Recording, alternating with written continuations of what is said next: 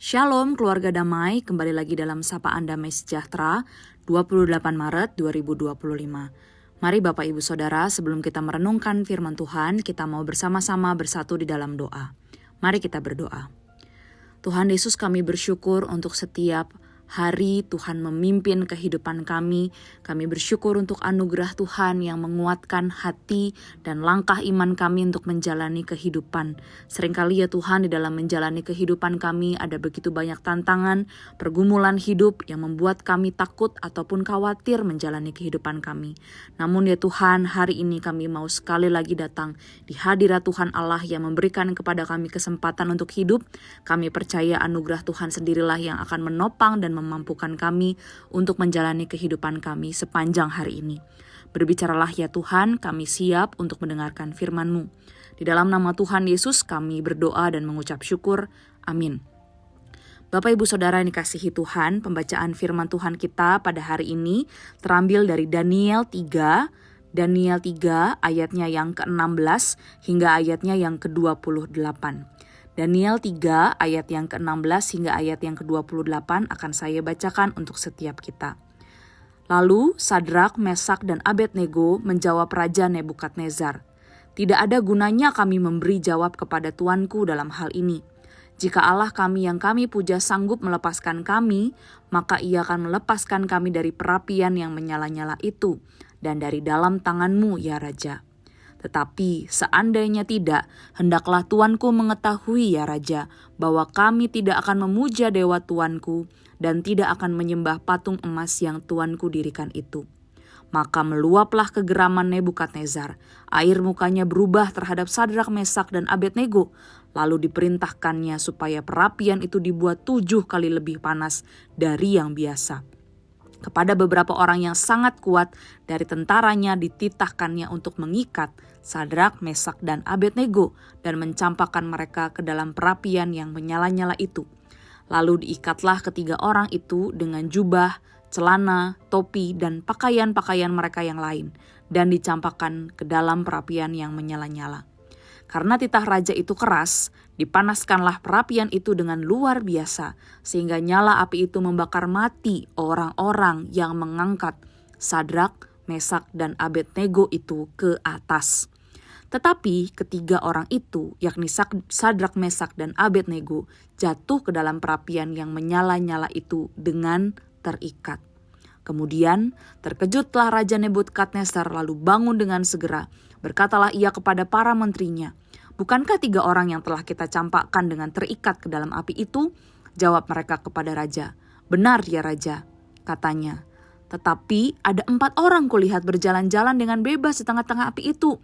Mereka tidak terluka, dan yang keempat itu rupanya seperti anak dewa." Lalu Nebukadnezar mendekati pintu perapian yang menyala-nyala itu. Berkatalah ia, "Sadrak, Mesak, dan Abednego, hamba-hamba Allah yang maha tinggi, keluarlah dan datanglah kemari." Lalu keluarlah Sadrak, Mesak, dan Abednego dari api itu. Dan para wakil raja, para penguasa, para bupati, dan para menteri raja datang berkumpul.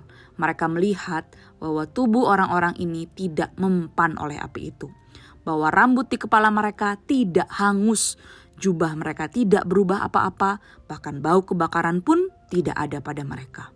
Berkatalah Nebukadnezar, "Terpujilah Allah, Sadrak, Mesak, dan Abednego. Ia telah mengutus malaikatnya dan melepaskan hamba-hambanya yang telah menaruh percaya kepadanya dan melanggar titah raja dan yang menyerahkan tubuh mereka karena mereka tidak mau memuja dan menyembah Allah manapun kecuali Allah mereka." Sedemikian jauh pembacaan firman Tuhan kita pada hari ini.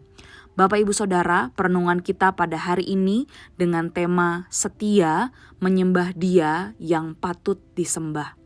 Bapak Ibu Saudara, melayani Allah di tengah-tengah lingkungan yang menantang iman atau bahkan menentang iman kita memang terjadi dan dialami oleh beberapa orang-orang pengikut Kristus. Dan hal ini pula yang dialami oleh Sadrak, Mesak, dan Abednego, 3 pemuda Israel yang hidup dalam penawanan di Babel. Bapak Ibu Saudara, kisah tentang 3 orang Yahudi yang pada hari ini kita baca, mereka menolak untuk menyembah patung Raja Nebukadnezar dan sebaliknya memilih untuk tetap menyembah Allah Israel. Sehingga akhirnya mereka dihukum dengan cara dibuang ke dalam perapian yang menyala-nyala. Bapak Ibu Saudara, kisah ini merupakan kisah heroik yang terus berdengung sepanjang zaman.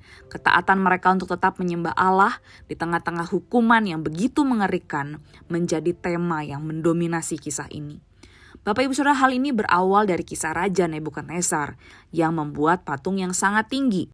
Dan semua orang yang ada pada waktu itu wajib untuk sujud menyembah patung itu.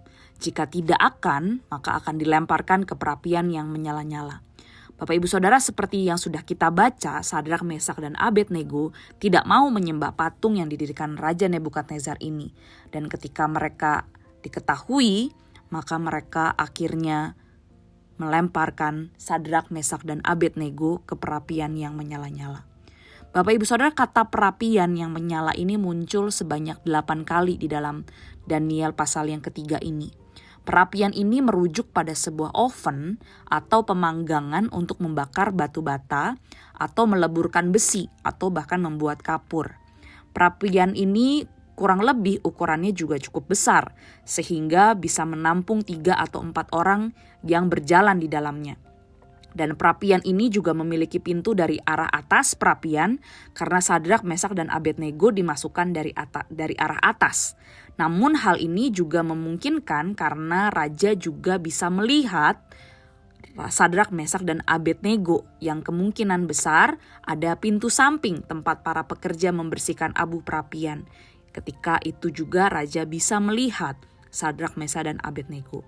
Bapak Ibu Saudara, bagi orang Mesopotamia, hukuman pembakaran dengan atau tanpa perapian seringkali itu dilakukan untuk kejahatan yang begitu besar ketika mereka melawan hierarki yang lebih tinggi, ketika mereka melawan raja atau melawan dewa. Dan perapian itu adalah dipergunakan untuk membuat besi yang kurang lebih mungkin dipakai juga untuk membuat patung emas yang dibuat untuk Raja Nebukadnezar. Sebenarnya dalam bagian ini dapat menjelaskan hubungan perapian yang cukup besar dengan ukuran patung emas itu yang juga sangat besar. Jadi mungkin saja bentuk penghukuman yang dilempar ke dalam perapian yang itu juga merupakan sebuah bentuk penolakan terhadap penyembahan patung yang dibuat oleh Nebukadnezar itu. Dan dalam kitab ini kita melihat bagaimana Sadrak, Mesak, dan Abednego tetap menolak sujud menyembah kepada patung raksasa Raja Nebukadnezar itu. Sekalipun mereka di bawah ancaman hukuman mati. Mereka tetap bersaksi bahwa Allah sanggup melindungi mereka. Dan mereka tetap memilih untuk setia menyembah kepada Allah. Karena mereka percaya bahwa Allah adalah Allah yang sanggup menolong dan melindungi mereka. Dan kalaupun seandainya tidak, mereka akan tetap menyembah Allah dan tidak akan menyembah patung Nebukadnezar. Dan ketika mereka dilemparkan ke dalam perapian, Allah di sana dikatakan benar-benar hadir menemani mereka bahkan di dalam penderitaan mereka. Hal ini membuat semua orang yang ada di sana terkejut karena mereka selamat. Bahkan dikatakan rambut di kepala mereka pun tidak hangus. Bapak Ibu Saudara, Sadrak, Mesak, dan Abednego tidak asing dengan yang namanya kesulitan. Mereka diambil paksa dari rumah mereka di Yehuda dan digiring ke pembuangan. Mereka juga harus menyaksikan anggota keluarga mereka disiksa, disakiti, dan mengalami penderitaan, penganiayaan besar. Dan bahkan mungkin mereka juga pernah merasakan itu. Namun Bapak Ibu Saudara, semua kesukaran, semua penderitaan yang dialami oleh orang-orang Israel, bahkan ketika mereka tetap mengikut Tuhan di tengah-tengah bangsa yang tidak mengenal Tuhan, di sanalah iman mereka diperkuat. Di sanalah iman mereka semakin mempercayai Allah Israel, Allah pencipta langit dan bumi. Nebukadnezar pun akhirnya melihat iman dari ketiga orang ini. Melalui kisah ini kita dapat melihat bagaimana iman yang nyata dalam kehidupan mereka. Mereka tahu kepada siapa mereka menyembah dan beribadah. Kepada Allah pencipta alam semesta, kepada Allah yang maha kuasa, kepada Allah yang setia dalam kehidupan mereka. Itulah yang meneguhkan iman mereka untuk tetap setia menyembah Allah yang patut dan layak untuk menerima penyembahan mereka. Meskipun raja sudah berusaha menggoyang iman mereka dengan kematian, mereka tidak goyah karena mereka tahu siapa yang mereka sembah. Bapak Ibu Saudara, Tuhan Yesus sendiri pernah berkata, "Janganlah kamu takut kepada mereka yang dapat membunuh tubuh, tetapi yang tidak berkuasa membunuh jiwa. Takutlah terutama kepada Dia yang berkuasa membinasakan baik jiwa maupun tubuh di dalam neraka." Bapak Ibu Saudara, sekalipun Sadrak, Mesak, dan Abednego harus mengalami kematian yang mengerikan dan menyakitkan di dalam dapur api. Bahkan kalau kita lihat, iman yang seperti demikian pun juga nampak di dalam kehidupan para pengikut Kristus lainnya yang percaya dan bahkan mau menjadi martir bagi Tuhan. Mereka terus mempertahankan iman mereka. Mereka terus dengan setia percaya dan menyembah kepada Allah. Meskipun penderitaan bahkan kematian pun ada di hadapan mereka. Bapak Ibu Saudara, seringkali dalam kehidupan kita pun menghadapi tantangan yang bahkan menggoyahkan iman kita. Namun melalui bagian firman Tuhan ini, Tuhan sekali lagi mengingatkan kita untuk tetap beriman dengan setia kepada Tuhan, bahkan saat menghadapi tantangan dan tekanan yang begitu berat sekalipun. Ingatlah siapa Allah yang kita sembah, dan ingatlah bahwa Ia hadir menyertai kita dalam setiap perjalanan hidup, bahkan air mata, bahkan pergumulan tantangan yang berat yang harus kita hadapi. Mari kita memiliki keberanian untuk menghadapinya bersama dengan Tuhan, menolak kompromi dengan dosa atau hal-hal yang bertentangan dengan iman kita, sehingga hidup kita boleh menjadi kesaksian yang justru membawa orang lain mengenal siapa Allah yang berkuasa dalam kehidupan kita. Amin. Mari kita berdoa, Bapak Ibu Saudara. Tuhan Yesus, kami mengucap syukur kalau di dalam kehidupan kami menjalani kehidupan kami tidak sendirian, karena ada Engkau yang hadir berjalan bersama-sama dengan kami dan menolong memberikan kami kekuatan.